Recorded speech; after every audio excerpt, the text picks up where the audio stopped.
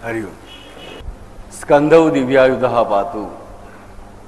स्कंदौ दिव्यायुधः पातु. स्कंद म्हणजे खांद्यापासून कोपरापर्यंतचा भाग म्हणजे स्कंद. स्कंदौ दिव्यायुधः पातु. दिव्य आयुध असणारा राम माझ्या खांद्यांचं रक्षण करो. स्कंद एक शब्द नेहमी आम्ही ऐकतो, कुणाच्या खांद्यावर कुणाचे ओझे. ओझं नेहमी खांद्यावर असतं. खरं म्हणजे आम्ही बऱ्याच वेळा डोक्यावरच घेतो ओझं, पण म्हणताना मात्र आम्ही नेहमी एक शब्द वापरतो की कुणाच्या खांद्यावर कोणाचं ओझं. माझ्या खांद्यावर किती ओझं आहे, म्हणजेच की माझ्या शरीरातलं ओझं बाळगणारा, ओझं घेणारा भाग म्हणजे खांदे. राम माझ्या ह्या खांद्यांचं रक्षण करू हे म्हणणं सोपं आहे. बुधकौशिक ऋषी राम रक्षा फक्त त्या अवयवांसाठी लिहित नाही, आमच्या केव्हाच लक्षात आलेलं आहे. इथे बुधकौशिक ऋषींना म्हणायचं आहे की प्रत्येक मानव जे ओझं वाहतो, ते ओझं वाहण्याची ताकद, ते ओझं वाहण्याचं साधन म्हणजे जे खांदे, त्यांचं रक्षण दिव्य आयुध असणारा राम करो. म्हणजेच काय, हे रामचंद्रा, हे प्रभू रामा, ज्या काही समस्या माझ्या आयुष्यामध्ये येतात, जी काही ओझी माझ्या येऊन पडतात, जे वजन माझ्या डोक्यावर पडतं, ज्या फोर्सला, विरुद्ध फोर्सला, टास्कला मला उत्तर द्यायचं असतं, विरोध करायचा असतो, विरोध सहन करायचा असतो, ती जी माझी सहन करण्याची ताकद आहे, ते ओझं उचलण्याची जी माझी ताकद आहे, ते ओझं उचलण्याची जी माझी साधन आहे, त्यांचंही प्रभू रामचंद्र तू रक्षण करतोस आणि रक्षण कर. आता आमच्या जीवनामध्ये आम्ही बघितलं तर की लहान मुलगा जरी असेल, ते लहान मुलगी असेल, लहान बाळ असेल, त्यांना पण एक ओझं असतंच. ओझं म्हणजे मी शाळेत घेऊन जायचं पाकिट म्हणत नाही, त्याचं जो ओझं हल्ली भरपूरच असतं. आई काय म्हणेल, बाबा काय म्हणतील, आजी आजोबा असतील तर घरात काय म्हणतील, शाळेतली टीचर काय म्हणेल, बरोबरची मुलं काय चिडवतील. आईला वाटत असतं आपल्या बाळाला स्वेटर घालून शाळेमध्ये जावं, आणि बाळ विरोध करायची आहे, सगळी मुलं हसतात, तू काय मला सांगते स्वेटर घालून जा म्हणून. ओझं असतं बाळ हे डोक्यावरती. नाही घातलं तर आई ओरडणार, स्वेटर घालून शाळेत गेलं तर शाळेतली मुलं चिडवणार. हे लहान बाळासाठी ओझंच आहे. अभ्यास करायला आई सांगत असते, अभ्यास करायला साठी बाई पण ओरडत असतं शाळेमधल्या, आणि टी व्ही पण बघायचं असतो, बाहेरची मुलं आरडाओरडी करत असतात, त्यांचं खेळणं ऐकून बाहेर खेळायला जायचं असतं. हे एक ओझं असतंच.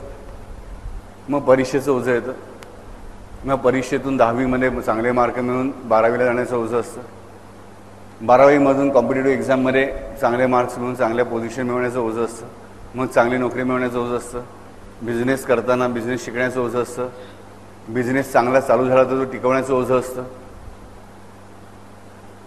ओझीच ओझी. बाळ आईच्या पोटात असतं, खांद्यावर नसतं. आई 9 महिने वाढवते, ओझं झालं म्हणत नाही. जसं उलट ते ओझं वाढतं तसं तिला आनंद होतो. ते वजन वाढलं नाही बाळाचं तर आई दुःखी होते. डॉक्टर पण घाबरतात, मला माहिती आहे बाळाचं वजन वाढत नाही म्हणजे डॉक्टरांची काय धावपळ होते. ते ओझं ती सहन करते आनंदाने. मग आम्ही आमच्या जीवनामध्ये येणारी सगळी ओझी अशी आनंदाने सहन करतो का? आम्ही ओझी डोक्यावर घेऊन बसतो, आमच्या खांद्यावर घेऊन बसतो, आणि आम्हाला प्रत्येक वेळी वाटतं की हे आलेलं जे ओझं आहे ना, ते फक्त मीच एकटा सहन करू शकतो. मी कुठल्याही माणसाशी बोलताना बघा, हे ना हे भला फक्त मी तोंड देऊ शकलो, दुसरा असं डगमगला असतं. हे शब्द आम्ही नेहमी उच्चारतो. प्रत्येक बाई नवऱ्याला सांगते, मी म्हणून तुमच्याशी संसार करते, नाही तर कोणी केला नसता. तर हा विचार प्रत्येक पुरुषाचा स्त्रीचा असतो, कारण एकमेकाचं ओझं झालेलं असतं. आम्ही नोकरी करतो काय, कोणावर उपकार करण्यासाठी करतो, पगार मिळतो म्हणून करतो ना. तुझ्या कामाचं ओझं असं, तो बसलाय ना म्हातारा डोक्यावर तिकडे, टायमावर जायलाच पाहिजे, कामाला जायलाच पाहिजे, मी पगार घेतो यासाठी नाही. पण आम्हाला ती बुद्धी सुचत नाही, आम्हाला त्याचं ओझं होतं. मुलं थोडी मोठी झाली की आम्हाला त्यांचं ओझं व्हायला लागतं. मुलाला ताप आला, सर्दी आली, लहान मुलं आहे, कुठे ती पडणार, लागणार, कुठे थोडंसं फ्रॅक्चर होणार, ताप येणार, सर्दी येणार, खोकला येणार. पण प्रत्येक आजार आई आणि बाप ओझं घेऊन बसायला लागतात. हल्ली तर काय एकच मूल असतं घरामध्ये, त्यामुळे याचं ओझं आणखीन डबल असतं. बापरे काय झालं तर. मला माहिती आहे आईबाबाचं मन कातर बनतं, पण ते कातर नाही बनलं पाहिजे. लहान सहान गोष्टीमध्ये आम्ही जेव्हा घाबरतो ना, तेव्हा मुलं पण घाबरट बनतात. हा विचार आम्ही केला, नको नको नको, हे करू नको नको करू, खिडकीतून वाकून बघू नको, वाकून बघू नको, वाकून बघू. तुम्ही बघा हल्लीची पिढी केवढी घाबरट बनत चालली. ह्याचा अर्थ मुलांकडे दुर्लक्ष करायचं माझं मुळीच म्हणणं नाही, पण मुलांना आम्ही एवढे जपतो, एवढं जपतो की त्याचं जरी आम्हाला ओझं झालं असतं आणि त्या मुलांना पण त्याचं ओझं होतं जपण्याचं, त्या मुलं बावळ बनतात. आणि मग तीच मुलं पुढे मोठी झाली ना की त्यांचा तो बावळपण आई बापांना ओझं बनतो. बाकीची मुलं बघ कशी स्मार्ट आहेत, आणि ते आमचं ध्यान बघा बावळट. तुम्ही त्याला बावळट केलं कोणी? तुम्ही केलं. तेव्हा तुम्ही ओझं घेतलं म्हणून तो बावळट झाला. आज त्या बावळपणाचं ओझं परत तुमच्यावरच आलं. मग आम्हाला प्रश्न, त्याला स्मार्ट कसं बनायचं? मग आम्ही त्याच्यावर आरडाओरडी करायला सुरुवात करतो. मी आत्तापर्यंत माझा बाब्या, माझी बबी करून जे सांभाळलेलं असतं ते एका क्षणामध्ये मुलाला कळत नाही की आता माझ्यामध्ये सगळं वाईट कसं दिसायला. ओझं होता, मुलांना पण ओझं होतं. त्याच्यापेक्षा वाईट परिस्थिती मुलींची असते. अगदी जन्माला आल्यापासून आईबाबा म्हणतात, हे बाबा स्त्री हे धन परक्याचे वरे काय काय म्हणून बायगं माझी भरपूर लाड. आणि तीच मुलगी 16 वर्ष धोक्यासमोर 16 वर्षात आली की आई कडक, बाप कडक. पुढे बघतेस काय बघतेस, पुढे चाललीस. कोणाचा फोन आला होता? मैत्रिणीचा. मग तू येणार काय म्हणालीस? येशील का नाही म्हणालीस? तुझी मैत्रीण घरी का नाही येत? मुलीला कळत नाही. एकाएकी आता मी 9वी मध्ये होते तोपर्यंत सगळं ठीक होतं, लाडाने करून 10वी झालं, हे काय झालं? सगळं माझ्या विरोधात कसं आलं? मी सगळं करते चुकीचं कसं? आईबाप काही द्वेषापोटी करत असतात, प्रेमापोटी, पण ते ओझं घेवतो त्यांना, आणि म्हणून ते ओझं ते मुलीच्या डोक्यात टाकायला बघतात. वा, हाय हिलच्या चपला घातल्या वाटलं तू आज. कोणाला दाखवायचे आहेत? त्या मुलीला काय कळत नसतं, तुम्ही डोक्यात भरवत असता.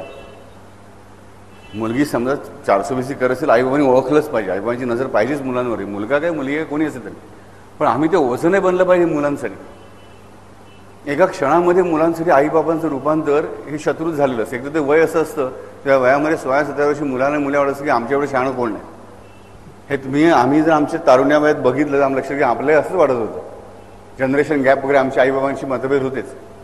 ही जनरेशन गॅप हा प्रकार आजचा नाही जणू 2000 वर्षापूर्वी पण होता, 500 वर्षापूर्वी पण होता. आम्ही बघतो एकनाथ आणि हरिपंडित, बाप आणि मुलगा, पण बरोबर त्यांचं पोटात जनरेशन गॅप होतीच आहे. जनरेशन गॅप असणारच आहे, प्रत्येक जनरेशनमध्ये असणार.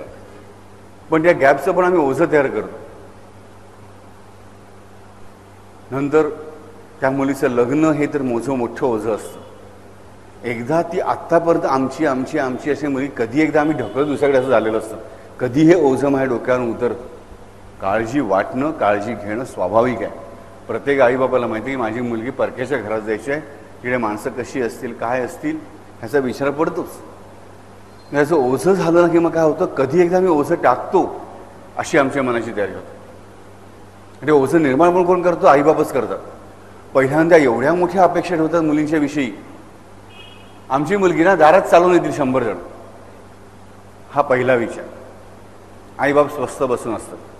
मग 100 जण काय, एक जण पण घरी चालून येत नाही म्हटल्यानंतर कुठेतरी सुरू होतं, इकडे फिर तिकडे फिर. पण मग नाही, आम्हाला अमुकच पाहिजे, आम्हाला प्रत्येकाला आपली मुलगी खूपच सुंदर दिसत असते. पण जो समोरचा बघणारा आहे, प्रेमभाव होत असते गोष्टी वेगळी, पण 90% अजून प्रेमभाव होत नाही. बघताना सगळ्या गोष्टी बघणारे आम्हाला कळलं पाहिजे. आणि मुख्य म्हणजे जर तुम्हाला अरेंज मॅरेज मुलांची करायची आहेत तर सगळ्यात महत्त्वाची गोष्ट, ओझं नका बाळगू. तुमचे सोशल कॉन्टॅक्ट्स तेवढे आहेत का हा प्रश्न विचारा. की तुम्हाला स्थळ सांगून येतील. स्थळं कोणाच्या मुलांना सांगून येत राजानो? ज्या आईवडिलांचे सोशल कॉन्टॅक्ट्स भरपूर आहेत त्यांना. ज्या आईवडिलांनी आत्तापर्यंत कोणाची संबंध ठेवलेले नाहीत.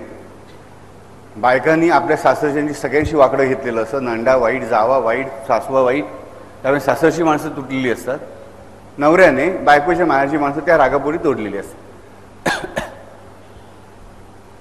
कोण उरत नाही, कोणीच. सोशल कॉन्टॅक्ट उरतात कुठे? परत संध्याकाळी घरी आलो बिझनेसवरनं किंवा नोकरीवरनं की आमची TV सुरू, कोणाकडे जाणं नाही, येणं नाही. तुमचे सोशल कॉन्टॅक्ट असतील तर तुमच्या मुलामुलींना चांगली स्थळं सांगून येतील, हा विचार पण आमच्या डोक्यात येत नाही. आणि ज्या वेळेस येतो त्यामुळे असं लग्नाची मंडळ तिकडे आम्ही जॉईन करतो, तिकडे छापील माहिती असेल म्हणून आम्ही जातो कुठेतरी बघायला, आणि जिकडे ना ओळख ना दे कशा तिकडे आमची मुलगी देऊन टाकतो आम्ही शेवटी. का? कारण ओझं झालेलं असतं. पहिल्या दिवसून मला माहीत पाहिजे की माझ्या अपेक्षा काय असल्या पाहिजे. अवास्तव अपेक्षा न ठेवता मुलगा असो की मुलगी असो, मला मुलीला नीट मार्गदर्शन करता आलं पाहिजे. आणि मग शेवटी तो ओझं वाढत जातो. मुलगी 26 वर्षाची होते, 27 होते, आणि मग आईबाबांचे पाय डगमगायला लागतात. मग ओझं अधिक वाढतं. प्रत्येक महिन्यागणिक आईबाबांच्या डोक्यावरचं ओझं वाढतंच. आणि मग शेवटी मिळेल त्या ठिकाणी ते ओझं टाकलं जातं. आणि मग आमच्या नशिबामध्ये जे नको तेच नेमकं येतं. का? कारण त्याचं आम्ही ओझं तयार केलं म्हणून. आम्ही त्याला नीट रिस्पॉन्सिबिलिटी म्हटलं असतं आणि आमची मुलगी कशी याचा नीट विचार केला असता तर प्रॉब्लेम झाला नसता. मी मागे सांगितलं असतं, मुलीला जावई बघताना आमची मुलगी गोरीपान आहे, जावई सावळा, नको कशाला सावळा येतो, देव आमचा काळा चालतो आम्हाला, त्याची ती रुक्मिणी गोरीपान आहे तिला तो चालला. पण आम्ही मात्र जावई बघताना कुठल्या पानं कट ऑफ करतो? सावळा आहे. हेच तुम्ही तुमच्या मुलीच्या मनावर बिंबवलत का? परत आमची सुनेकडे पुढून अपेक्षा वेगळी, मुलीकडून अपेक्षा वेगळी. सुनेने आमच्या घरी येऊन सगळं काम करायला पाहिजे, मुलीने तिच्या घरी जाऊन घरी जाऊन काही काम केलं नाही तरी आम्हाला कंप्लेंट नाही. हे ओझं नाही का तयार केलं? तुम्ही सांगा मला. हे ओझं तयार केलं. ही ओझी आम्ही तयार करत जगतो. वैयक्तिक जीवनातली मी सगळी उदाहरणं घेतो, कुठलेही मोठी उदाहरणं घेत नाही. त्यानंतर ओझं असतं आम्हाला आमच्या म्हातारपणाचं. मुलं मोठी झाली, त्यांची लग्न झाली की आमच्या डोक्यावर ओझं येतं. मुलं सांभाळतील का? मुलगी बघेल का? जावई ऐकेल का? एकटीच मुलगी आहे, तिच्या नवऱ्याकडे राहते. मग आमचा विचार होतो बाबा ती तिकडून राहून जावई घरी राहायला येईल तर बरं, जावई स्वाभिमानी असलं तर येणार नाही. मग भांडण कसं लावेल हे बघायचे आमचे प्रयत्न चालतात. ही मुलगी भांडून वेगळी होऊन इकडे राहायला येईल तर बरं. अरे पापाचं ओझं डोक्यात निर्माण करते आणखीन, त्याला त्याच्या आईबाबांपासून तोडून, ह्याचा आम्ही विचार करत नाही. पण करतो आम्ही. मुलगा आणि सून नाही पडलं व्हा चालते. अरे व्हा चालते काय? तुमच्या अंगाचं अविभाज्य घटक आहे ना, सांभाळून घ्या ना एकमेकांशी, ओरडा बोला काही करा. माणसा तिकडे दुकडे दुकडे मतभेद होणारच. पण आमच्या डोक्यावर ओझं असं की ते आम्हाला सांभाळ दिली की नाही. पैसा तुमच्याकडे बख्खड असेल किंवा नसेल, पण सांभाळणे एवढी प्रेमावर अवलंबून आहे. तुम्ही किती प्रेम दिलं त्याच्यावर अवलंबून आहे, हे लक्षात ठेवा. मनापासून सांगतो, तुम्ही जर मनापासून प्रेम केलं असेल तर तुमची मुलं तुम्हाला कधीही टाकणं शक्य नाही. आणि समजा तुमच्या कुठल्या तरी हृदयामध्ये तुमच्या मुलांनी टाकलं तरी तुम्ही केलेलं प्रेम सत्कारणी लागून परमेश्वर कोणी दुसऱ्या कोणात उभं करेलच, तिथं तुमची काळजी घे. पण आम्ही कधी आमच्या स्वतःच्या डोक्यावर एक ओझं मात्र घ्यायला कधीच नाही तयार नसतो, आणि ते म्हणजे मी चुकतो. आम्ही बाकी सगळी ओझी डोक्यावर घ्यायला तयार असतो, पण स्वतःच्या चुकांचं ओझं मात्र आम्ही आमच्या डोक्यावर न घेता एक तर दुसऱ्याच्या डोक्यावर किंवा देवाच्या डोक्यावर टाकायला तयार असतो, म्हणजे दैवाच्या डोक्यावर. नशिबामुळे असं घडलं नाही. जे ओझं घ्यायला पाहिजे ते आम्ही आमच्या डोक्यावर घेत नाही, आणि जी ओझी घ्यायला नकोत ती मात्र आम्ही आमच्या डोक्यावर घेऊन बसतो. पहिल्यांदा मला माहीत पाहिजे की मला माझी चूक काय होते, माझं कुठे चुकतंय ते पहिल्यांदा दुरुस्त करायला हवं. लोकांच्या चुका दुरुस्त करणं नंतर. मला मनापासून तर राजानो, स्वतःमध्ये तुम्ही जेवढे चांगले बदल घडवून आणाल तेवढेच चांगले बदल आपोआप बाहेर घडतातच. ही महत्त्वाची गोष्ट लक्षात ठेवा. म्हणून बाबू हे कसं काय घडतं? आपोआप घडतं, आपोआप. कारण हा परमेश्वरी नियम आहे म्हणून. परमेश्वरी नियम आहे म्हणून. म्हणून सुद्धा एक अगदी सज्जन मनुष्य नेहमी बोलताना बोलायचा, कोणाशी मित्रांशी वगैरे, सिनियर्स भाऊ बहिणीशी बोलताना, तुमचा मुलगा ऐकत असून ऐकत नाही, आम्ही नाही, मी नाही घाबरणार. माझ्या मुलाने ऐकलं दुसऱ्या विषयाला लापून हाकून काढेल. दुर्दैवानी परिस्थिती खरंच त्या जीवावर अशी आली की त्याची खरोखर दोन्ही मुलांशी भांडण. तीन मुलगे होते आणि एक मुलगी होती. तिन्ही मुलांना हाकून काढ घराबाहेर. लग्न झालं, थोडंसं वाकडायला हाकून काढ. मुलगी आणि जावयांशी पण वाकडं गेलं. शेवटी आज परिस्थिती अशी आहे की स्वतःच हाकलून काढल्यानंतर स्वतःच म्हातारे 80-82व्या वर्षी आता मुलं का म्हणून येतील? आता अपेक्षा की मुलांनी येऊन बघावं. का म्हणून येतील बघायला मला सांगा. जोपर्यंत अंगामध्ये टगेपणा होता, ताकद होती, तोपर्यंत हाकून काढायची तयारी होती. पण त्या व्यक्तीने स्वतःची चूक कधीच मानली नाही आणि स्वतःच्या डोक्यावर मोठं ओझं तयार करून ठेवलं. आम्ही विचार पहिल्यांदा केला पाहिजे की आम्ही आमच्या चुका कशा समजून घेऊ आणि स्वतःला कशा सुधरू. कारण एक लक्षात ठेवा, मी जो मागायला सांगितलं हा परमेश्वर नियम आहे.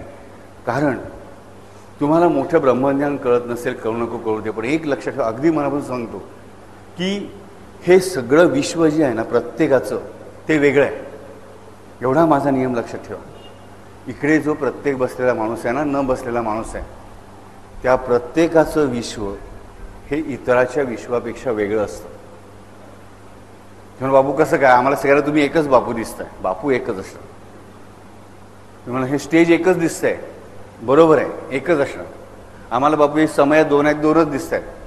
प्रत्येकाला वेगळ्या वेगळ्या 2 समय नाही, एवढे 1000 समय मांडले नाहीत, लाखो समय मांडले नाहीत. नाही, वस्तू त्याच असतील, माणसं तीच असतील, पण माझं त्या वस्तूंशी असणारं नातं पूर्णपणे वेगळं असतं. घरात एकच बाई असते, पण ही बाई कोणाची तरी सून असते, कोणाची मुलगी असते, कोणाची बहीण असते, कोणाची बायको असते, कोणाची सासू असते, कोणाची आई असते, तर कोणाची शत्रू असते. ती बाई तीच आहे, पण प्रत्येकाशी तिचं नातं वेगळं आहे. कारण माझ्याशी त्या विश्वाचं असणारं नातं म्हणजे ते विश्व.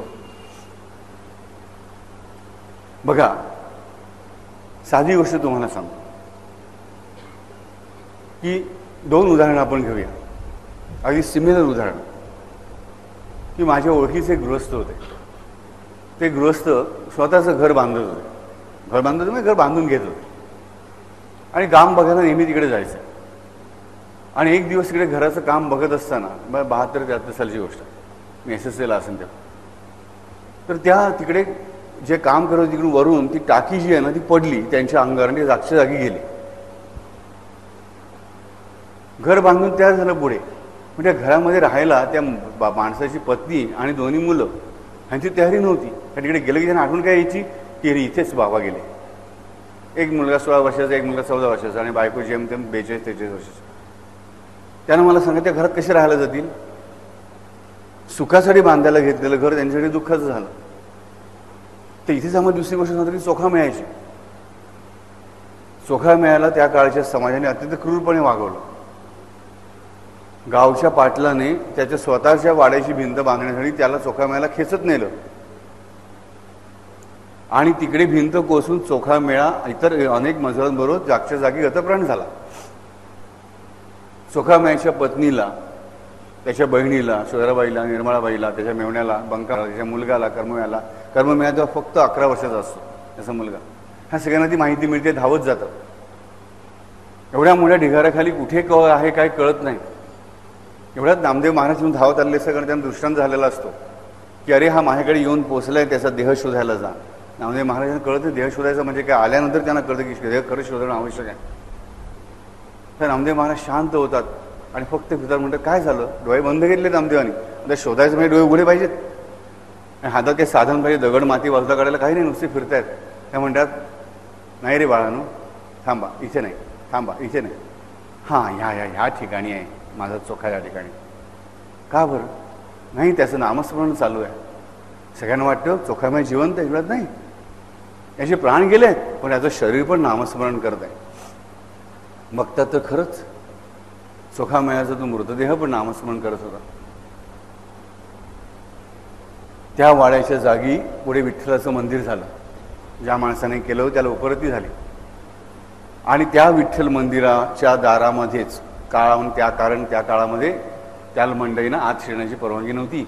परंतु त्याच मंदिराच्या दारामध्ये बसून ती चोखामेळ्याची पत्नी आणि बहीण शोधराबाई, निर्मळाबाई आणि मुलगा कर्ममेळा भजन करत असत. दोन्ही ठिकाणी एकच घटना घडली आहे बघा. एकीकडे भिंत कोसळली, एकीकडे टाकी पडली. वडिलांचा मृत्यू, मुलं लहान, पत्नी तशीच तरुण वयात विधवा झालेली. पण एकीकडे दुःख आहे, दुसरीकडे पण दुःखच आहे. पण 2 दुःखांमध्ये खूप फरक आहे. एकीकडे दुःख सहन करता येत नाही आहे, दुसरीकडे दुःखाच्या वर मात करून ते जीव परत आनंदी झालेला आहे. हा भक्तीचा प्रभाव. ओझं असेल तर त्या बाईनं नोकरी होती, स्वतःची. नवऱ्याचं चांगलं भलं मोठं सरकारी नोकरी पण पेन्शन मिळालं, परत विमा काढला होता 1 वर्षापूर्वी, तो पण भरपूर मिळाला, सगळं मिळालं. नातेवाईक मंडळी चांगली होती, मदत मिळाली. चोखामयाच्या बिचाऱ्या पत्नीकडे काय होतं? एक फुटकी तुटकी झोपडी, गाडग्या मडक्याचा संसार. हा उगा 11 वर्षाचं मुलं, हिची मुलं ती 16 आणि 14 वर्षाची होती, सुशिक्षित होती. हिच्याकडे काहीही नव्हतं, पण हिच्याकडे तिचा विठ्ठल होता आणि ह्या घरामध्ये तोच नव्हता. ओझं कुठे बनतं ह्याचा आम्ही विचार केला पाहिजे. अशी ओझी बनत जातात आणि ओझी कोण निवारत जातो? तो परमात्माच निवारत जातो. पण ती कधी? जेव्हा आम्ही आमच्या चुका स्वीकारतो तेव्हा. कारण बापू आता ह्या 2 घटनांमध्ये चूक सुधारण्याचा प्रश्न आला कुठे? वरून काय ती टाकी पाडली, ती काय बाईने पाडली होती? नाही. पहिल्या घटनेमध्ये चूक आहे ती एकच की ते संपूर्ण घर नास्तिक होतं. देवबीव काय नाही, कसलं काय उगीच्या वेळेस थोतांड्या सगळं. इतर मंडळींची निंदा नालस्ती टिंगल टवाळी करणं हाच त्यांचा धर्म. मॅक्झिमम मोठ्या मोठ्या गप्पा करायला झालं तर ते जे गृहस्थ होते, जे मृत झाले, ते म्हणायचे आम्ही निर्गुण निराकाराला मानतो. मग घरातले देव कशा ठेवले? बुडवा नाही नेऊन ते पूजा करायचीच परत नावापुरती, श्रद्धेशिवाय. का? कारण भीती वाटते, मग बुडवायची भीती वाटते. मग लोक राजेपुरती पूजा पण करून घ्यायची, देव नाही पण म्हणायचं, देव आहे पण म्हणायचं. म्हणजे नक्की काय? म्हणजे आणखीन खोटाडेपणा. ह्याच्या सहसा नास्तिक असलेल्या बरोबर. तर दुसऱ्या बाजूला देवळात जायची पण परवानगी नाही आहे.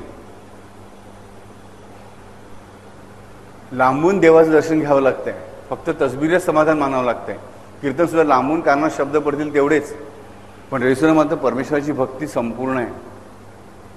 पहिल्या मंडळींनी वडील गेल्यानंतर, त्या बाईचा पती गेल्यानंतर म्हटलं ह्या जगात देव नाहीच आहे.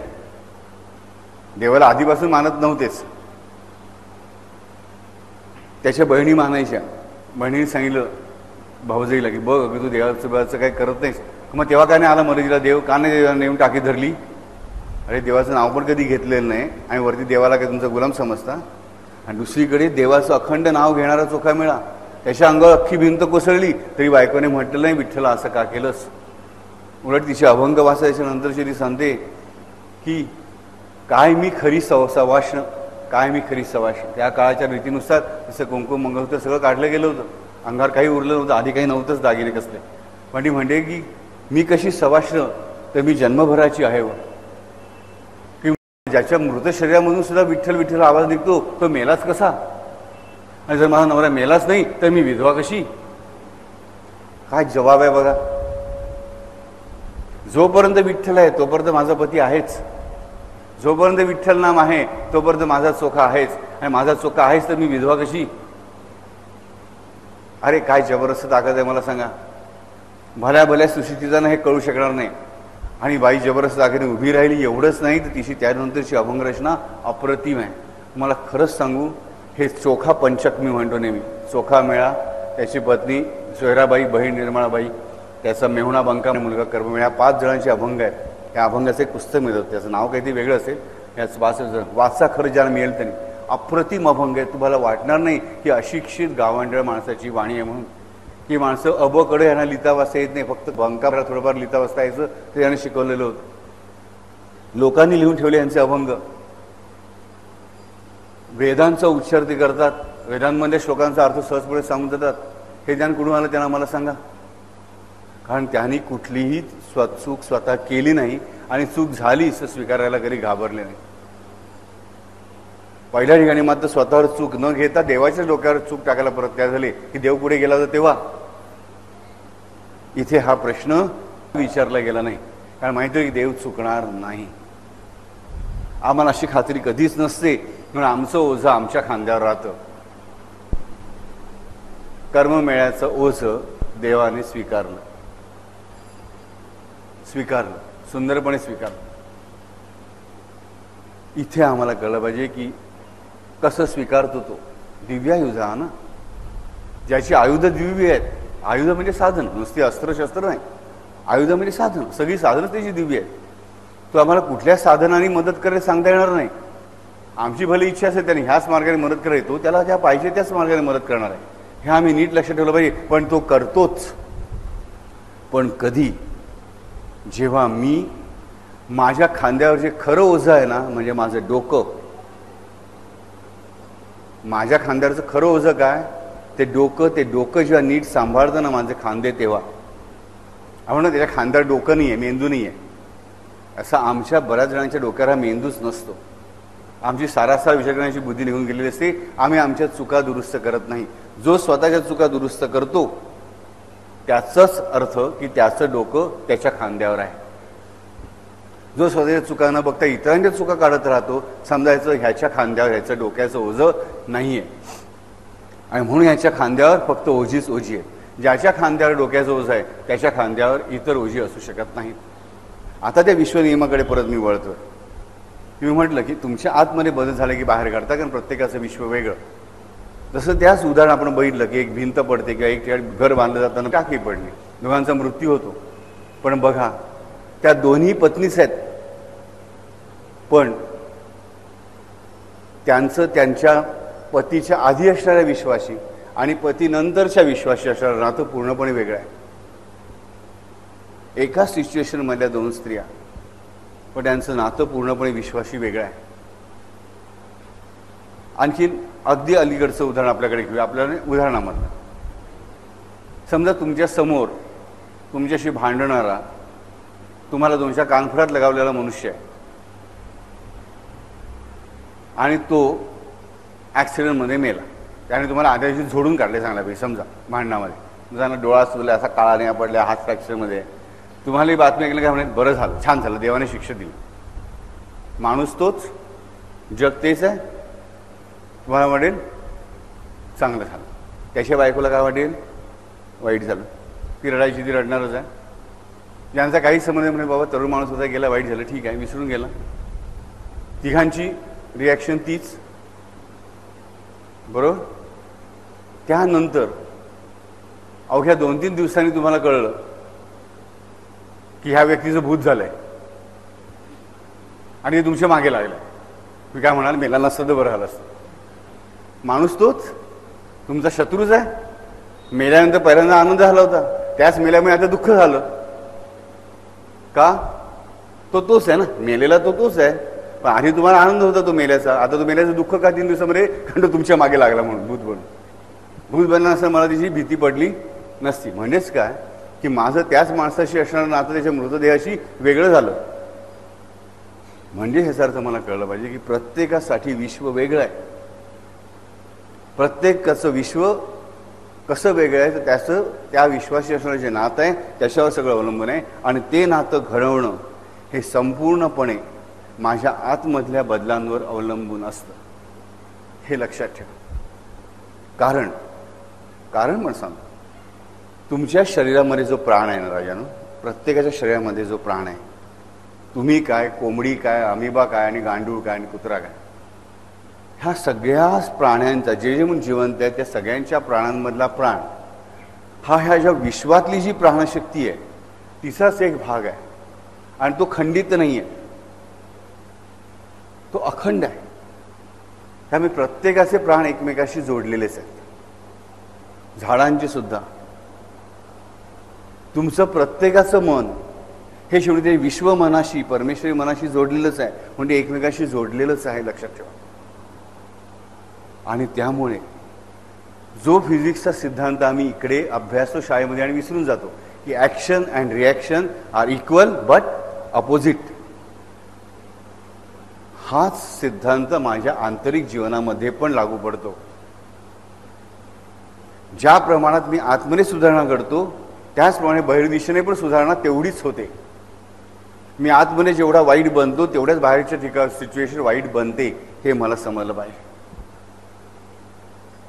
की जेवढी माझी अंतर्गत सुधारणा जास्त तेवढी माझ्यासाठी बाहेरच्या विश्वातली सुधारणा जास्त. म्हणजे मी जेवढा चांगला अधिकाधिक आतून तेवढा बाहेरचं विश्व माझ्याशी अधिकाधिक चांगलं बाहेरून. डेफिनेटली हा साधा सुद्धा नियम लक्षात ठेवा, कारण ह्या सर्व जगातली प्राणशक्ती ही एकच आहे, एकच आहे, ती वेगळी मुळीच नाही. प्रत्येकाचं मन एकमेकाशी जोडलेलंच असतं, हे आम्हाला कळलं पाहिजे. आपोआप जोडलेलं असतं, कारण तो नियम नाही आहे, ते मूळ सत्य आहे. साधी गोष्ट आम्हाला समजली पाहिजे की जे विश्वनिर्माण होण्याच्या अगोदर काय होतं? फक्त परमेश्वर होतं. म्हणजे जे काही बनवलं ते कोणी बनवलं? परमेश्वराने बनवलं. कशापासून बनवलं? स्वतःपासूनच बनवलं. म्हणजे एकाच पदार्थातून आम्ही सगळे बनलेले आहोत. म्हणजे काहीतरी कुठेतरी आमचं एकमेकाशी सगळ्या झाडा पाल्यांशी पाण्याची माणांशी नातं आहेच. आणि हे नातं कशाद्वारा आहे? तर 3 गोष्टींच्या द्वारा आहे: प्राण, मन आणि बुद्धी. मात्र प्राण आणि मन हे एकमेकाशी जोडलेलं असतं, त्यामुळे अखंडित असतं. तर बुद्धी मात्र लक्षात ठेवा, बुद्धी म्हणजे माझा परमेश्वराकडे असणारा क्यू, तो प्रत्येकाचा वेगळा. म्हणून प्राणी वर्गाला बुद्धी नाही, मानव वर्गाला बुद्धी आहे. आणि प्रत्येकाची बुद्धी म्हणून स्वतंत्र आहे. मी जे नेहमी सांगतो की तुमचा परमेश्वराकडे प्रत्येकाचा क्यू म्हणजे रांग वेगळी आहे. का? कारण प्रत्येकाची बुद्धी स्वतंत्र आहे. तुमची बुद्धी एकमेकाशी जोडलेली नाही आहे, म्हणून तुम्हाला एकमेकांचे विचार कळत नाही आहेत. मन जोडलेली असून सुद्धा एकमेकांची आमची मनं जोडले, बाबू आम्हाला त्याच्या मनातले विचार कळले पाहिजेत. का कळत नाहीत? कारण तुमची बुद्धी आणि त्याची बुद्धी, बुद्धी म्हणजे जाणून घेण्याची गोष्ट. प्राण्यांना पण मन असतं, बुद्धी नसतं, म्हणजे काहीच एकमेकांशी बोलू शकत नाही, संवाद करू शकत नाही. परंतु मानवाला बुद्धी आहे, त्यांची मनं एकमेकाला जोडलेली आहेत. पण त्यांना एकमेकांच्या मनातलं का कळत नाही? कारण त्याची बुद्धी आणि ह्याची बुद्धी वेगळी आहे. म्हणून काय मन एकमेकांशी जोडलेलं असेल, त्या मनाचं ट्रान्सलेशन करणारी बुद्धी खंडित झालेली असल्यामुळे आम्हाला दुसऱ्याच्या मनातलं काही कळू शकत नाही. आणि म्हणून आम्ही अंतर्गत जेवढे बदल घडवून आणण्याचा प्रयत्न करतो, अंतर्गत म्हणजे माझ्या आतमध्ये, माझ्या मनामध्ये, माझ्या व्यवहारामध्ये तेवढेच चांगले बदल माझ्या बाहेर घडतात. ही मानवी प्रयत्नांची सीमा झाली. पण त्याच्यावर उठून जेव्हा मनुष्य ओळखतो की मी प्रयत्न 100 करतो पण यश येत नाही, जेवढं यायला पाहिजे तेवढं येत नाही, आणि काही काही वेळा काही केलं नसताना यश मिळतं, आपोआप मला फायदा मिळतो, म्हणजेच इथे काहीतरी कुठेतरी गडबड आहे. आणि ती गडबड कसली? की मला सर्वज्ञता नाही, मला निसर्गाचे सगळे नियम धड अजून मानवाला कळले नाही, शास्त्रज्ञांना कळले नाहीत. तर माझ्यासारख्या सामान्य माणसाला जीवनाचे नियम काय करणार? आणि हे जीवनाचे नियम ज्या संतांनी ओळखले आणि हे जीवनाचे नियम ज्याने बनवले, जो चालवतो तो परमात्मा, तो परमेश्वर, त्याची सगळी ताकद ज्याच्यामध्ये आहे, असं एकमेव साधन म्हणजे नाम. ते नाम मी उच्चारायला हवं, ते नाम मी घ्यायला हवं, ते नामस्मरण मी करायला हवं, आणि सुद्धा प्रेमाने करायला हवं. आम्ही नामस्मरण फक्त गरजेपुरतं करतो. ह्या 2 मधला फरक लक्षात ठेवा. गरजेपुरतं तुम्ही जे काही करता ना, ते फक्त मानवी पातळीवरच घडतं.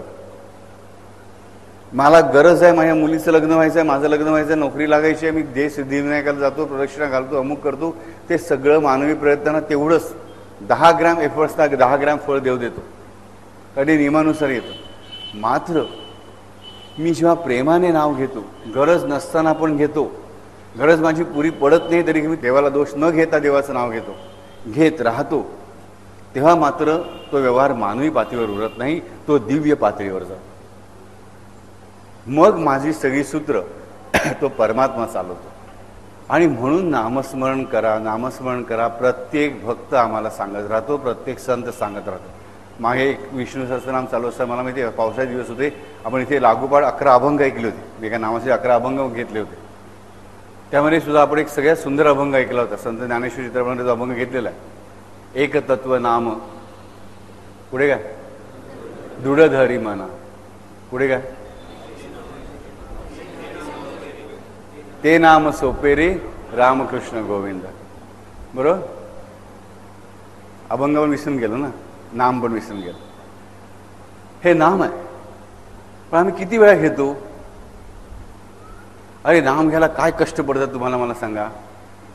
आणि परत ज्ञानेश्वरांनी सांगून ठेवले की नाम जप यज्ञतो परम, बाधून शके स्नानादी कर्म, नामे पावन धर्म धर्म, नाम परब्रह्म वेदार्थे. अरे तुम्ही हरिओम म्हणता, ते हरिओम म्हणजे पण काय, नाम आहे परमेश्वराचं. म्हणजे परमेश्वराचं नाम हे परमेश्वराचं नाम म्हणून प्रेमाने घ्यायला हवं. गाडीत बसल्या बसल्या आम्ही घेऊ शकतो, चालताना आम्ही घेऊ शकतो, जेव्हा आठवण पडले ते घेऊ शकतो. सबंध दिवस नाही घेऊ शकणार, आम्ही सामान्य माणसं. पण मध्ये मध्ये जेव्हा वेळ मिळेल तेव्हा आम्हाला घ्यायला काय हरकत आहे सांगा. आणि काय कोणत्यासाठी गंडा बांधायची गळ्यात तुम्हाला आवश्यकता नाही, गंडा घालून घ्यायची पण आवश्यकता नाही. राम नाम सिद्ध आहे, शिवनाम सिद्ध आहे, गुरुनाम सिद्ध आहे, घ्या. पण ते नाम आम्ही घेतो जेव्हा तेव्हाच ती दिव्य आयुधं आमच्या कामी येतात हे आम्हाला कळलं पाहिजे. रामाचं आयुध हे साधं आयुध पण आहे आणि दिव्य पण आहे. रामाचं संपूर्ण चरित्र मानवीच आहे, त्याने कुठेही चमत्कार वापरले हे आम्हाला कळलं पाहिजे. पण तरी रामनामाने मात्र चमत्कार घडवून आणला हे लक्षात ठेवा. रामाने रामेश्वरमहून लंकेवर जाण्यासाठी काही उड्डाण नाही केलं, त्याने वानरांकडून पूल बांधून घेतला. पण तो पूल बांधताना ते दगड तरले, ते रामनाम लिहिल्यानेच तरले हे लक्षात ठेवा. जर स्वतः राम वचनबद्ध होता, त्यानेच वर दिला होता शिवशंकर रूपाने, त्यानेच वर दिला होता की तुला मनुष्य सोडून इतर कोणाच्या हातून मृत्यू येणार नाही. त्या रामाला संपूर्णपणे मानवी कर्तव्य स्वीकारणंच आवश्यक होतं, त्याने स्वीकारलं. पण ते रामनामाने महिमा दाखवलाच. रामाची भक्ती करणाऱ्या हनुमंताने एवढी मोठी उडी मारून दाखवलीच. हे आम्हाला का कळत नाही? जर रामनामाने पाषाण तरले तर आम्ही का नाही तरणार? पाषाणाची घनता जास्त असते ना. आम्ही काय जीवनसागरामध्ये नाही बुडणार. पण त्यासाठी रामनाम आम्ही आमच्या स्वतःवर लिहायला हवं. पण हे नाम आमच्या वर लिहिलं म्हणजे कशावर लिहिलं पाहिजे? अंगावर रामनाम गोंधून घेतलं काम चालेल का? त्याला उद्या सगळे गोंधवणाऱ्यांच्या मागे लागतील. हे रामनाम गोंधून द्या, झालं काम नाही राहिलं. अशी रामनामाने गोंधून काम होणार नाही. ते नाम उमटलं पाहिजे माझ्या मनामध्ये, माझ्या हृदयामध्ये, माझ्या चित्तामध्ये. तरच खांद्यावरची ओझी हलकी व्हायला सुरुवात होते हे मला कळलं पाहिजे. कारण रामाच्या साध्या आयुधांचं रूपांतर दिव्य आयुधांमध्ये कोण करतं? तर रामनाम करतं. रामनाम करतं. राम स्वतः चमत्कार कुठलाही करत नाही चरित्रामध्ये, रामायणामध्ये. पण रामनाम घेणारा प्रत्येक जण चमत्कार करून दाखवतो हे आम्हाला कळलं पाहिजे. म्हणजेच आम्हाला कळेल की रामाकडे असणारी आयुधं जी आहे ती लौकिकच आहेत, पण त्यांचं दिव्य सामर्थ्यशाली आयुधांचं रूपांतर कशामुळे झालं? तर रामाच्या नामामुळे झालं. ते कोणी घेतलं? रामाने नाही घेतलं, भक्तांनी घेतलं हे आम्हाला कळलं पाहिजे. आणि जर हनुमंत सतत रामनाम घेतो तर आम्ही कोण? अष्टसिद्धी नवनिधी के दाता असवर दीन जानकी माता. अष्टसिद्धी आणि नऊ निधी ह्यांचं सामर्थ्य ज्या हनुमंताकडे आहे, तो हनुमंत पण सातत्याने रामनाम घेत राहतो. तर आम्ही 21 माणसं आहोत, आम्हाला नाम घ्यायची आवश्यकता नाही. आम्ही काय त्याच्यापेक्षा ग्रेट आहोत का? मला सांगा. तो बिचार हात जोडून आमच्या पुढे उभा आहे, आमच्या समोर तो हात जोडून उभा आहे. काय त्याला गरज आहे आमच्यासोबत हात जोडून करण्याची? मला सांगा. किती वेळा हनुमंताची मूर्ती बघितली असेल हात जोडून उभा असतो का? म्हणून तुम्हाला मनापासून सांगतोय, बाबांनो घ्या, ज्याच्या समोर मी उभा आहे त्या रामाचं नाव घ्या. मी घेतो, माझं सगळं भलं झालं, तुमचंही भलं होऊ दे, तुम्ही रामनाम घ्या. पण आमच्या खांद्यावर जे हे आहे ना ते रिकाम आहे, त्याचं जराही ओझं नाही आहे, जराही ओझं नाही आहे. म्हणून बाकीची ओझी आहेत. त्या रामनामाचे मंदिर बनू दे आमच्या मस्तकाचं. रामनाम घ्यायला सुरुवात करायला हवी. मग जय जय राम म्हणा, श्रीराम म्हणा, जय श्रीकृष्ण म्हणा, जय शिवशंकर म्हणा, गुरु म्हणा, तुमच्या कोण साई समर्थ कोण गुरु असेल त्यांचं नाव घ्या, पण नामस्मरण करा आणि प्रेमाने करा. मला माहिती आहे 100 वेळा नाव घेताना 99 वेळा तुमचं लक्ष दुसरीकडे असेल, काहीही बिघडणार नाही. एकदा एवढं लक्ष असेल ना तेवढं महत्त्वाचं. आणि नामस्मरण करताना त्याचं रूप आठवायचा प्रयत्न करा, त्याचे चरण आठवण्याचा प्रयत्न करा, त्याच्या गोष्टी आठवण्याचा प्रयत्न करा. अधिक तल्लीन होऊन जाल, ओझी अधिक हलकी होती. रामायणामध्ये एक कथा आम्ही बघतो की विश्वामित्र राम लक्ष्मणांना घेऊन वनामध्ये जातो आणि एकाएकी मोठा आवाज होतो. असंख्य विजा कडकडल्यासारखा आवाज होतो. वाऱ्याचे लोटच्या लोट व्हायला लागतात. सगळं वातावरण तप्त होऊन जातं. पशु जागच्या जागी थिसून जातात किंवा जळायला लागतात. त्या विश्वामित्र म्हणतात, रामा सावध हो, ही त्राटिका आली. ही त्राटिका एवढ्या योजना अंतरावरती असं बघ, केवढा मोठा प्रलय माजवला हिने. त्राटिका समोर येताच रामाच्या मनामध्ये धर्मप्रश्न उभा राहिला, ही स्त्री आहे, स्त्री अवध्य आहे, मी तिचा वध कसा करू? त्या विश्वामित्राला उपदेश करतो की स्त्री जरी असली तरी सगळ्या धर्माचा नाश करणे म्हणून ती वध्यच आहे, तिचा वध कर. हे विश्वामित्र मुनी रामाला समजावून सांगतात, मार ही त्राटिका. आम्ही गीता रामायणामध्ये ऐकतो रे गाणं, मार ही त्राटिका रामचंद्र. आणि मग राम बाण घेतो आणि त्या त्राटिकेला मारतो.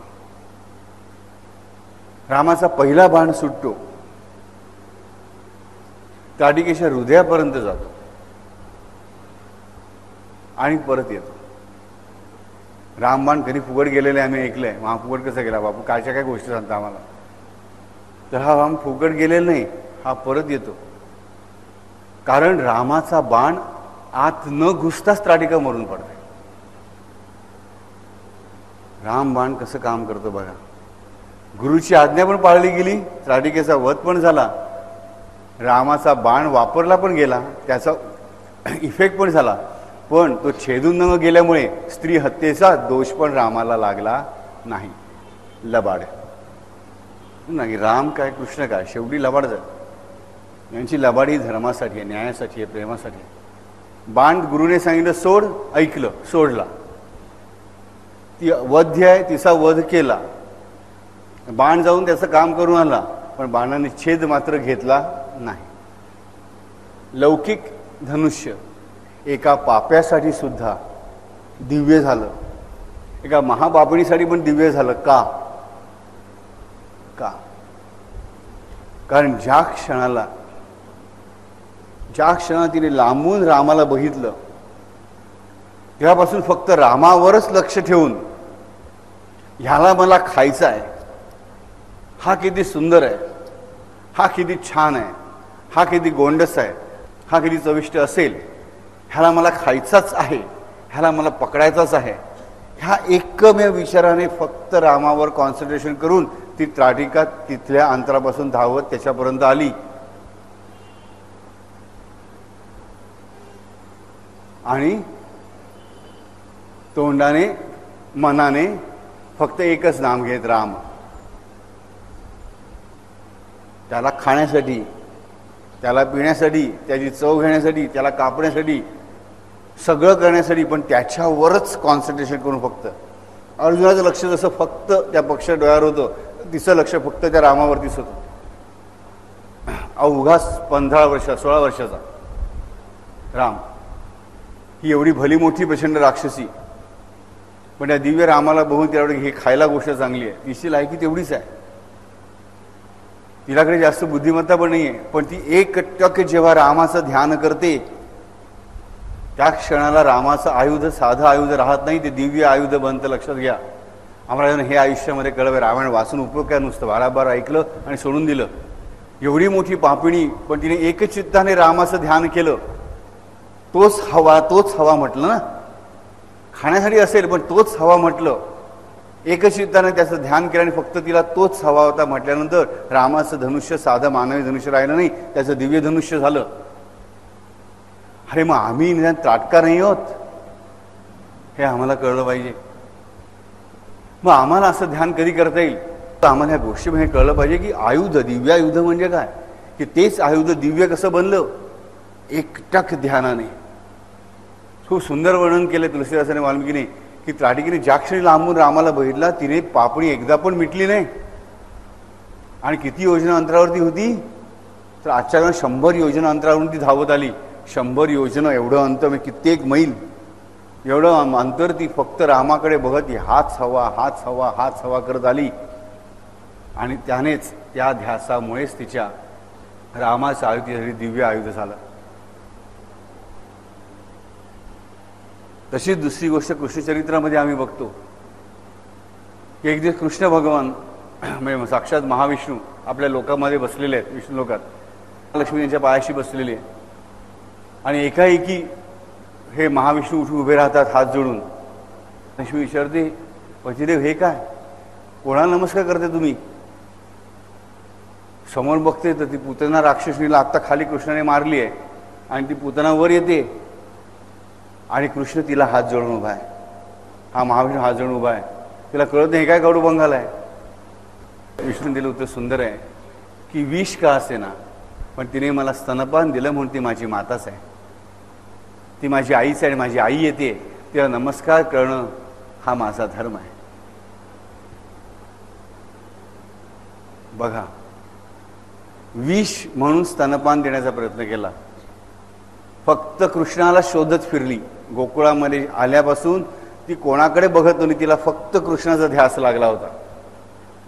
कृष्णाला तिला स्तनपान द्यायचं होतं. एकच ध्यास कृष्णाचा लागल्यानंतर ती कृष्णाची आई बनली. लक्षात घ्या. अरे ही जर अशा घोर महापाप्यांची गोष्ट, तर आम्ही सामान्य माणसं आहोत, आम्ही तेवढे वाईट नक्कीच नाही. वाल्या कोळ्याची गोष्ट आम्हाला माहिती आहे. असंख्य दरोडे घातले होते, पण एक सद्गुरू काय मिळाला, नारदाचं एक वाक्य काय ऐकलं, मरा मरा मरा मरा म्हणत राहिला, पण राम मिळाला. वाल्याचा वाल्मिकी झाला, सर्वश्रेष्ठ ऋषी झाला. ही एवढी उदाहरणं आमच्या समोर आहेत.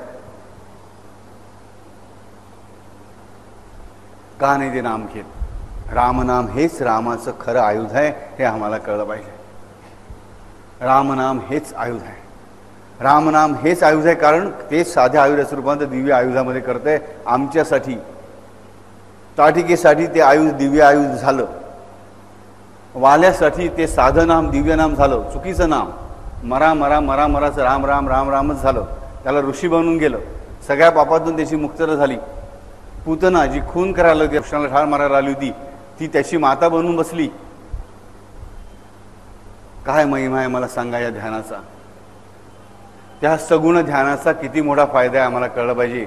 आणि त्या खांद्यावर हे मस्तक आहे, त्या मस्तकामध्ये मेंदू आहे, आणि त्या मेंदूलाच चिकटलेले दोन्ही डोळे आहेत. लक्षात घ्या, अॅनाटॉमीनुसार आमचे डोळे हा एकच भाग असा आहे जो मेंदूला डायरेक्टली चिकटलेला आहे. डोळ्यांची खोबणीच पुढे आतमध्ये आमच्या कवटीमध्ये जाऊन मिळालेली असते. दुसरा मेंदूचा डायरेक्ट पोचलेला भाग म्हणजे नाक. नाकाची आमची नस जी आहे ना, ती मेंदूचा एक भाग आहे ॲक्च्युली डायरेक्टली. मग त्या डोळ्यांनी जे आमच्या मेंदूशी अत्यंत जवळचं नातं सांगतात, त्या डोळ्यांनी आम्हाला सगुण ध्यान का करता येत नाही? मुखाने नामस्मरण का करता येत नाही? श्वास आम्ही घेतो दर मिनिटाला, किती वेळा घेतो? 18 वेळा घेतो, 16 वेळा घेतो, 20 वेळा घेतो. तेवढ्या वेळा नामस्मरण नाही करता आलं तर तेवढी मिनटं, तेवढे दिवस आम्हाला का करता येत नाही? त्या खांद्यावरच जे डोकं आहे, त्या डोक्याचा वापर का आम्हाला करता येत नाही? सगळ्या वाईट गोष्टीची आठवण आम्ही का करत राहतो? अरे येणार मनामध्ये चुकीचे विचार, काही घाबरून जाऊ नका. पापी विचार पण मनामध्ये येतील. अगदी बापूंचं प्रवचन असताना माझ्या मनात घाणेरडे विचार येऊ शकतात, काही घाबरायचं कारण नाही. देवाच्या समोर बसल्यासमोर वाईट विचार येऊ शकतात, येऊ देत. पण मी माझ्या देवाचं नाव घेईन. माझं देवाचं नामस्मरण केल्याने डेफिनेटली माझी पापाची बुद्धी पण नाहीशी होईल, पाप पण नाहीच होईल, सगळं नाहीच होईल. मला माहिती पाहिजे. पण हे माहिती असणं आवश्यक आहे. त्यासाठी मला माहीत पाहिजे की आधी मी करतोय ते चुकीचं आहे, मी केलं ते चुकीचं होतं, आणि त्याच्यातून मला बाहेर पडायचं आहे. स्वतःची चूक मला आधी शोधायला हवी. जोपर्यंत मी स्वतःलाच कायम बरोबर मानतो, तोपर्यंत मी परमेश्वराला शरण जाऊ शकत नाही. शरण शब्दाचा अर्थ लाचारी हा नाही आहे, लक्षात ठेवा. शरण शब्दाचा अर्थ यांना माहीत नाही असे मूर्ख लोक शरणतेला, शरण जाणारा लाचार होणं, गिडगिडणं, पाया पडणं म्हणतात. नाही, शरण जाण्याचा अर्थच म्हणजे काय? शमनती रणम. रण म्हणजे लढाई, द्वंद्व संपूर्ण मनामधलं म्हणजे शरण जाणं. की मी नाही करता परमेश्वरा, तूच सगळं करून घेणार आहेस, तूच करून घे माझ्याकडून, असं त्याला कळवळून सांगणं. आणि त्यासाठी त्याचे आवश्यक असणारे एकच म्हणजे त्याचं नामस्मरण सातत्याने करणं म्हणजे शरण जाणं. एक राजा हारल्यावर शरण जातो, तसं आम्ही भगवंताला शरण जात नाही, लक्षात ठेवा. भगवंताला शरण जाणं म्हणजे त्याचं होऊन राहणं, त्याचा मुलगा होऊन राहणं, त्याचं भिकारी होऊन राहणं नाही. पण असं शारण्य आम्हाला स्वीकारायला हवं. कारण जोपर्यंत असे शरण आम्हाला जात नाही तोपर्यंत रण आहे. रण म्हणजे लढाई आहे. की लढाईमध्ये जोपर्यंत भगवंताचं दिव्य आयुध माझ्या सहाय्याला येत नाही तोपर्यंत मला विजय मिळू शकत नाही. कुठल्याही लढाईमध्ये ज्या बाजूला दिव्य आयुध आहेत परमेश्वराची, तीच बाजू जिंकते, ही गोष्ट लक्षात ठेवा. आणि दिव्य आयुध रामाचं कधी येतं? जेव्हा माझ्याकडे त्या आयुधाला दिव्य बनवणारं साधन म्हणजे त्याच रामाचं नाम माझ्याकडे असतं तेव्हाच, त्या कृष्णाचं नाव माझ्याकडे असतं तेव्हाच, त्या सद्गुरूचं नाव माझ्या मुखामध्ये अंतरंगामध्ये असतं तेव्हाच. मुखीचा गजर मनामध्ये जाओ, मुखीचा गजर मनामध्ये जाओ. मुखीचा गजर, अरे मुखामधला गजर जर हळूहळू मनामध्ये जाईल हे लक्षात ठेवा. मुखामध्ये जरी नाम राहिलं ते हळूहळू ते आपोआप मनामध्ये शिरतंच. बघा, रावण आणि विभीषण, रावणाला लंकेचं राज्य हवं होतं कुबेराकडून, म्हणून त्याने काय केलं, तपश्चर्या केली. त्यासाठी त्याला स्वतःच्या 9 माना कापून द्याव्या लागल्या आणि तेवढीच सगळी संपत्ती. त्यालाही चिरंजीव व्हायचं होतं रावणाला, पण त्याला चिरंजीव व्हायला मिळालं का, 9 डोकी कापून दिली. 10वं कापायला निघाला. ब्रह्मदेव प्रगटा म्हणाला, थांब, तुला वर देतो. काय वर दिला, तर एक सोडून तुला सगळ्यांच्याकडून मी तुला अभय देतो की तुला मृत्यू मिळणार नाही. म्हणाले, माणसं काय, माणसं फालतू, मी एवढा ताकदवान, मला मानव सोडून कोणाकडून मृत्यू नको असं वर दे. दिला, पण शेवटी चिरंजीव झाला नाही. आणि त्याचाच भाऊ असणारा बिभीषण मात्र 9 डोकी का नव्हती, त्याच्याकडे एकच डोकं होतं, पण एकच डोकं त्याने फक्त रामाच्या चरणांवर ठेवलं. त्याला लंकेचं राज्य पण मिळालं आणि तो चिरंजीव पण झाला न मागता. त्याने लंकेचं राज्य पण मागितलं नव्हतं, त्याने चिरंजीव बनव असाही आग्रह केला नव्हता. हे दोन्ही गोष्टी कशा मिळाल्या, फक्त रामाला शरण गेल्यानंतर, रामाच्या पायावर डोकं ठेवल्याबरोबर. आणि रावणाने वाईट हेतून हे सगळं केल्यामुळे त्याने एवढी मोठी तपश्चर्या केली, ती फुकट गेली. तो चिरंजीव पण झाला नाही, अमर पण झाला नाही, आणि वरती लंकेचं राज्य पण त्याचं बुडलं. त्याच्या डोळ्यासमोर त्याची लंका नगरी जाळली गेली. एक बिभीषण गुरव नाही, फक्त बिभीषणाचं घर जाळलं गेलं नाही. का, कारण त्याच्याही मुखामध्ये ते रामनाम होतं. म्हणून सुंदरकांड आम्ही वाचत नाही, बापू वारंवार सांगतात, तरी पण त्यामध्ये एक सुंदर गोष्ट दिली आहे. सुंदरकांडामध्ये चांगले भक्त कसा ओळखायचा, कोणाला आहे कल्पना, कोणी किती जण सुंदरकांड वाचले एकदा तरी, हात वर करा. त्या सुंदरकांडामध्ये सगळंच सुंदर आहे, ज्यामध्ये खूप छान गोष्ट तरी भक्ताला ओळखायचं कसं. कोणाला माहिती आहे कुठली गोष्ट इथली, हनुमंत सीतेचा शोध घेत रावणाच्या सगळ्या घरामध्ये फिरतो. रावण झोपला दिसतो, काही सापडत नाही, एवढं त्याला बिभीषणाचं घर दिसतं. बिभीषण घरामध्ये त्याला रामाची आयुध, रामायुध अंकित गृह शोभा बरणी जाई. राजाचं एवढं घर सुंदर आहे की रामाच्या आयुधाची चित्र काढलेली आहेत. तर हा म्हणतो की लंका तर ही निशिचर निकर निवासा, लंकेमध्ये सगळं राक्षसांचा निवास आहे. तेवढा तुळशीचं झाड दिसतं, अरे हा तर हरिभक्त आहे, पण तरी देखील तो त्याला भक्त मानायला तयार नाहीये. लंका निशिचर निकर निवासा, हे राक्षसांचं राज्य आहे बाबा, हे कलियुग आहे, आत्ताचं कलियुग आहे, तेव्हा तर त्रेतायुग होतं. आज आम्हाला ही गोष्ट आमच्या माहितीच पाहिजे. परंतु झोपेतून उठल्या उठल्या कोणी आजूबाजूला नसताना ज्या बिभीषण राम राम ते सुमिरन किन्हा म्हटल्याबरोबर मारुती आपलं रूप प्रकट करतो की हा सज्जन आहे, ह्याच्याकडे आता मला बोलायला हरकत नाही. कारण झोपेतून उठलेल्या बाकीला कोणी नाही आहे हे माहीत असताना सुद्धा जो रामनाम घेतो तो खरा भक्त. लोकांच्या समोर लोकांनी दाखवण्यासाठी किती मोठं ढोंग रचलं तर ती खरी भक्ती असेलच असं नाही. पण झोपेतून उठल्याबरोबर पहिला शब्द काय आला, राम राम आला, राम राम आला. हनुमंत, साक्षात हनुमंत सुद्धा केवढी सावधगिरी बाळगतो बघा. खरा भक्त कसा ओळखावा, जेव्हा त्याला कोणी बघत नाहीये तेव्हा सुद्धा जो भक्ती करतोय तो खरा भक्त. बाकीचे ढोंगी, हे आम्हाला कळलं पाहिजे. सुंदरकांडामध्ये काय नाही आहे, सगळं ह्याच्या कारण प्रत्येक गोष्ट सुंदरकांडामध्ये दोन असतो. मनापासून तो प्रत्येक गोष्टीचं सोल्युशन सुंदरकांडामध्ये आहेच. खरा भक्त कसा ओळखायचा हनुमंताने सुद्धा दाखवून दिलं. राम राम ते सुमिरन किन्हा. की झोपेतून उठल्या उठल्या बिभीषणाने राम राम म्हटल्याबरोबर हनुमंताने ओळखलं की हा खरा भक्त आहे, हा खोटा भक्त नाहीये.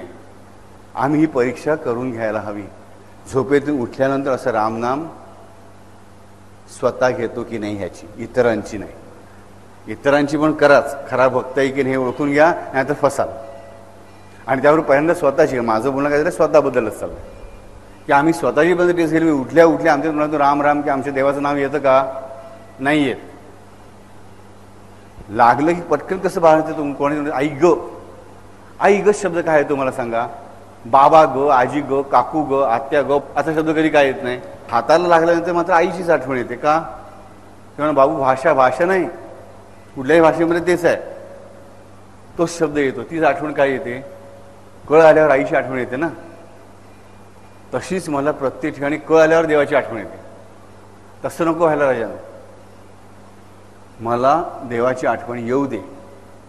झोपेतून उठल्यानंतर लागोलग पहिल्यांदा देवाचं नाव घेण्याची तयारी मला रात्री झोपताना करायला पाहिजे. झोपताना मला त्याचं नाव घ्यायला पाहिजे. दिवसभरामध्ये मला त्याचं नाव घ्यायला पाहिजे. तर त्याची आयुधं माझ्यासाठी दिव्य आयुधं बनतील. ती दिव्य आयुधं बनली की मग माझ्या खांद्यावरची जी ओझी आहेत ना सगळी, ती तो हलकी करेल. आणि तो हलकी करतो. वाल्याच्या खांद्यावर केवढं मोठं पापांचं ओझं होतं मला सांगा, कोणी हलकं केलं? त्या रामनामाने हलकं केलं. पुतनेने साक्षात भगवंताचा खून करायचा प्रयत्न चालवलेला होता. राधिका तेच करायला मारून धावायला येत होती, पण तरी दोघींनी सगुण ध्यान आणि नाम घेतलं आणि कुठल्या कुठे पोचल्या मला सांगा. मग आम्ही का नाही?